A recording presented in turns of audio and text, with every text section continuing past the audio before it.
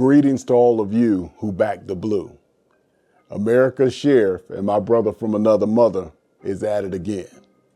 Portage County Sheriff Bruce Zuchowski dropped the mic recently when he demanded Congresswoman withdraw plans for a nationwide cop de-escalation rules bill introduced into Congress. Bipartisan. Don't feed the rhinos. The sheriff stated it correctly that any changes to the law enforcement's long-standing rules of engagement could place officers at increased risk. He also said Emilia Sykes has consistently stood against law enforcement and raised tensions in their communities. A spokesperson told the New York Post that Sykes has been laser focused on criminal justice reform from the very first day she took office. Really? That's more like criminal just us. Right. Because you see, back in 2020, Sykes was in the Ohio State House, and she co-sponsored a resolution on urging Congress to enact the George Floyd Justice and Policing Act. Because you see, at the time, support for law enforcement reform surged in the immediate aftermath of George Floyd's death in the summer of 2020. Now play detective with me and piece this together, because in this same time period, there was widespread backing for the Black Lives Matter movement, with 67% of US adults expressing support. So to me, it seems like the public opinion that was swayed by the lies and the slanted coverage of the mainstream media opened the door to this city girl congresswoman to obtain power.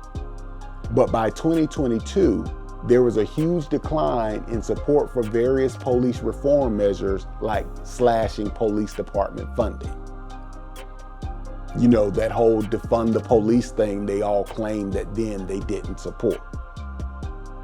But meanwhile, in those 2 years, attacks on police officers and the number of cops killed in the line of duty skyrocketed.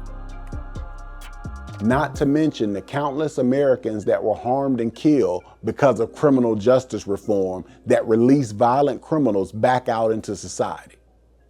And that's what virtue signaling victocrats do.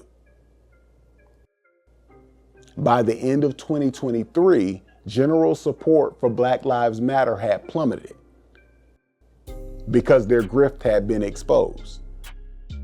Surveys indicate that most Ohioans generally trust their cops. This is according to Light Ohio Blue, a nonprofit dedicated to tracking and improving police perception in the Midwest. But Sykes only knows one play, so that's what she does. So she jumped from using George Floyd to Jayland Walker, another young scholar who found out that playing stupid games wins you stupid prizes. But like I've warned several times before, these greasy preachers, slimy lawyers, and corrupt politicians count on, excuse, and in many cases encourage this behavior because it brings them power, it brings them money, and it brings them votes. Here's the stone cold facts about Sykes.